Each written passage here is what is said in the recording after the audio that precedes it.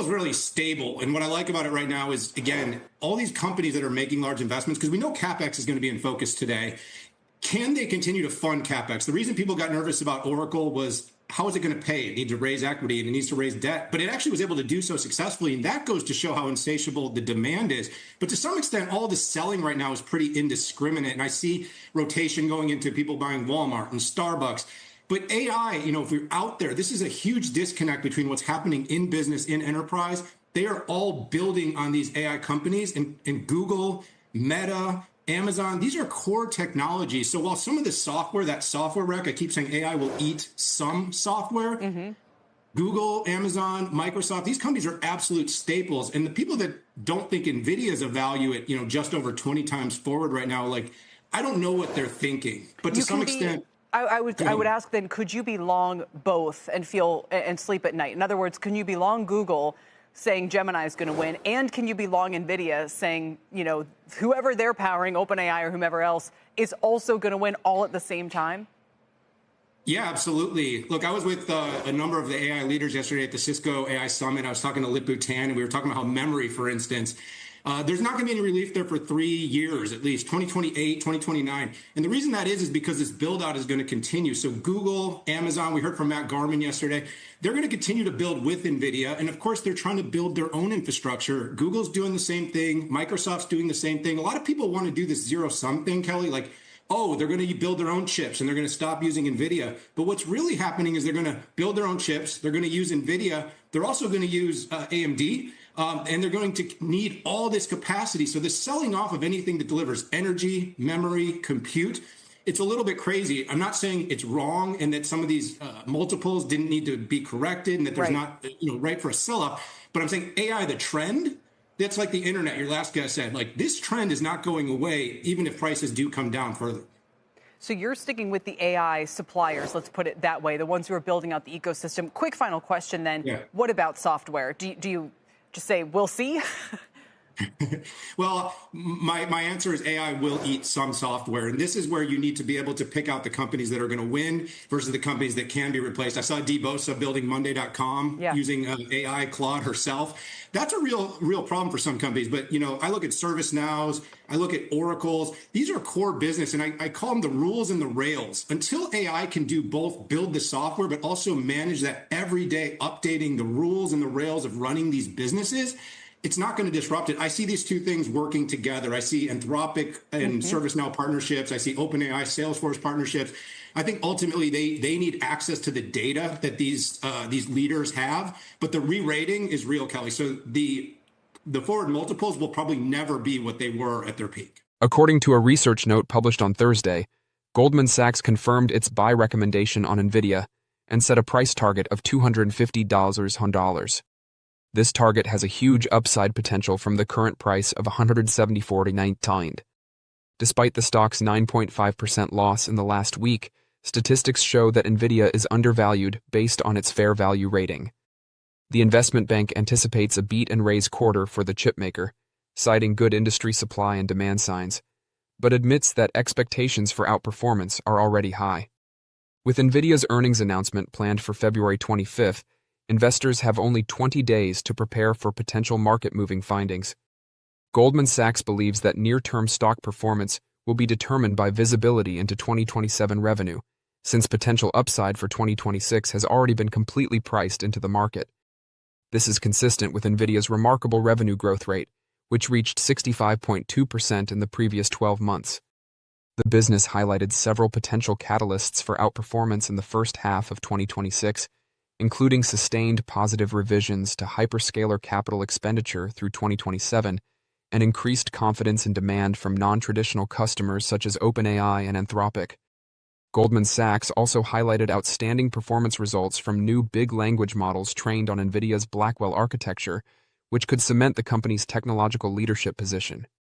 NVIDIA stock is currently trading at a premium, as shown by the value score of D.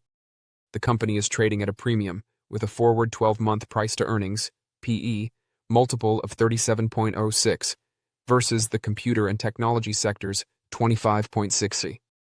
In comparison to its semiconductor peers, NVIDIA has a greater PE multiple than Advanced Micro Devices, Broadcom, and Marvell Technology. Advanced Micro Devices, Broadcom, and Marvell Technology are currently valued at 36.39, 28.94, and 26.50 times earnings, respectively. Nvidia's share price has risen significantly, resulting in a premium valuation multiple. Nvidia shares have risen 37.9% in the past year, beating the sector's 23% increase. When compared to big semiconductor players, the stock has outperformed Marvell Technology while underperforming Advanced Micro Devices and Broadcom. Advanced Micro Devices and Broadcom stock prices have increased by 85.3% and 40.5%, respectively, over the last year. Marvell Technology's stock has fallen 37.1% in the same time frame. Given the strong rise in share prices and premium valuation, investors may be questioning if they should buy, sell, or keep Nvidia stock. We believe that Nvidia's consecutive quarters of good financial performance, robust fundamentals, and long-term prospects support its premium price. Nvidia has been a major benefactor of the artificial intelligence, AI boom, which has resulted in high demand for its graphics processing units, GPUs, and computing solutions. Nvidia is well positioned to gain from the continued robust demand for AI and high-performance computer technology. This makes the stock a more attractive investment opportunity right now. Despite persistent macroeconomic headwinds, geopolitical issues, and trade and tariff disputes, Nvidia's financials remain strong. Revenues increased 62% in the third quarter of fiscal 2026 compared to the previous year, while non-GAAP earnings per share increased by 60%. Nvidia's outlook for the fourth quarter of fiscal 2026 remains positive. The business predicts fourth quarter revenues to rise 66% year-on-year to $65 billion, indicating sustained growth in AI-driven demand. The gross margin is forecast to be robust at 75%, representing a 150 basis point increase over the prior quarter. The consensus estimate for fiscal 2026 and 2027 shows that the company's top and bottom lines will continue to increase. Nvidia's cash flow creation remains healthy. It produced free cash flow of $23.75 billion in the fiscal third quarter and $66.53 billion in the first three quarters of fiscal 2026. The corporation concluded the fiscal third quarter with $60.6 billion in cash, cash equivalents, and marketable securities, up from $56.8 billion the previous quarter. This strong cash position enables Nvidia to reinvest in research and development, grow manufacturing capacity, and return funds to shareholders.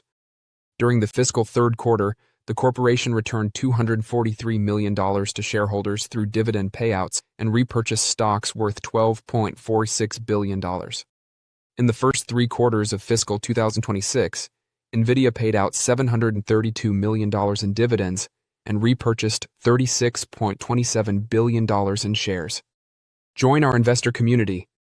Hit subscribe and like to get your daily Nvidia stock insights and tutorials delivered. Nvidia's most potent growth engine is its data center segment.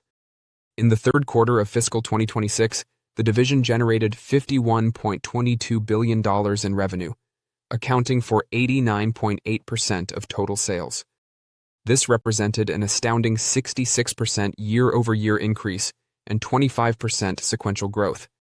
The strong success was primarily driven by increased shipments of Blackwell GPU computing platforms, which are used to train and infer big language models, recommendation engines, and generative AI applications. The demand for Nvidia's Hopper 200 and Blackwell GPU computing systems has been a driving force as cloud providers and companies expand their AI infrastructure. The majority of data center revenues came from large cloud service providers, demonstrating that hyperscale investment in AI-driven computing remains strong. As AI use spreads across industries, Nvidia's dominance in data centers positions it to benefit significantly from this trend. The company's leadership in AI chip development sets it up for long-term revenue growth in this market.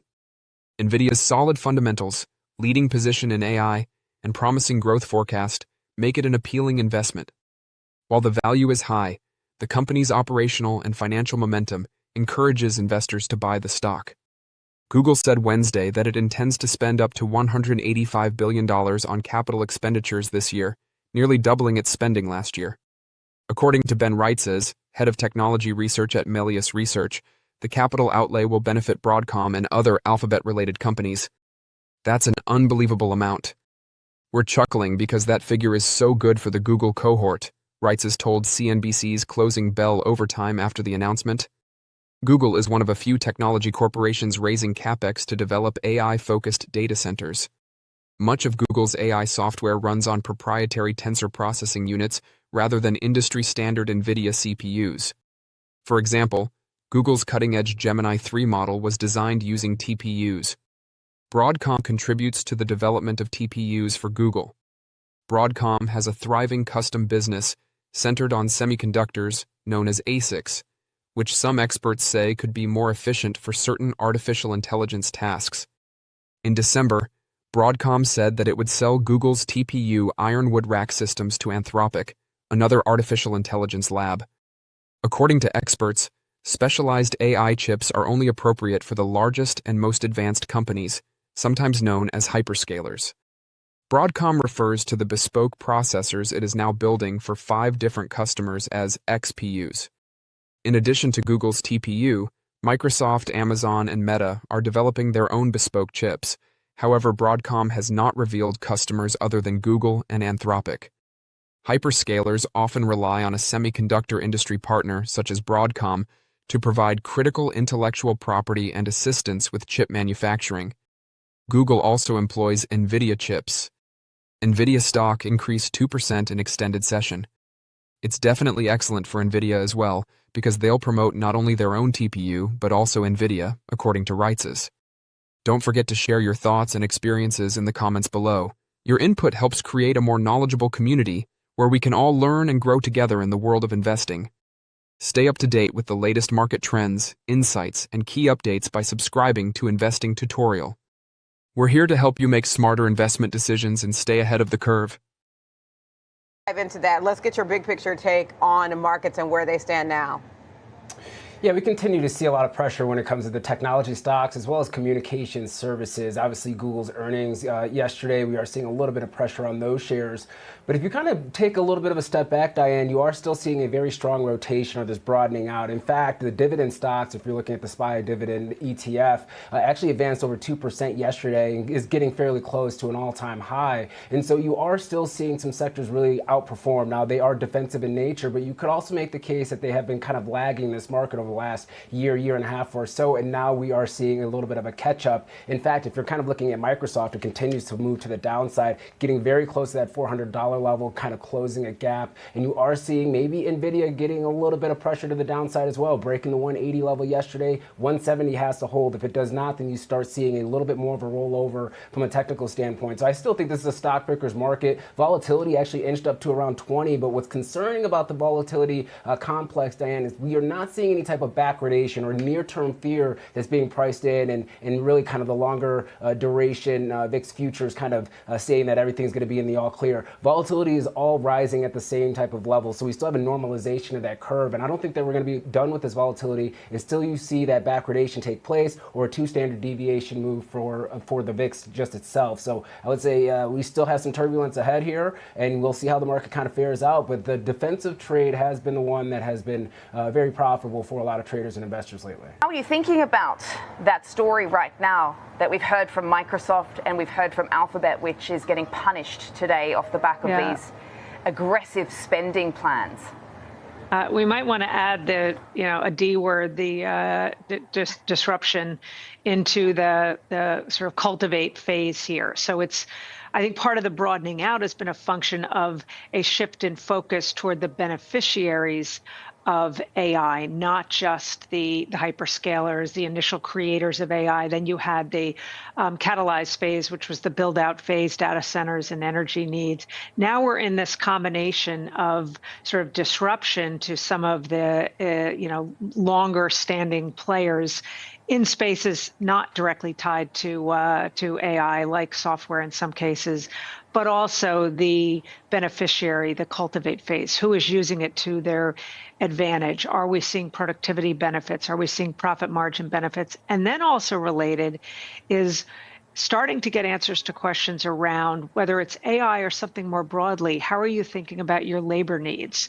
Is there a cost savings here brought in via AI, that means your labor needs might look a little bit different than sort of pre the revolution of AI. So there's kind of a multi-pronged story to what's happening here in terms of where there's underlying strength in the market, but where you're seeing these pockets of weakness.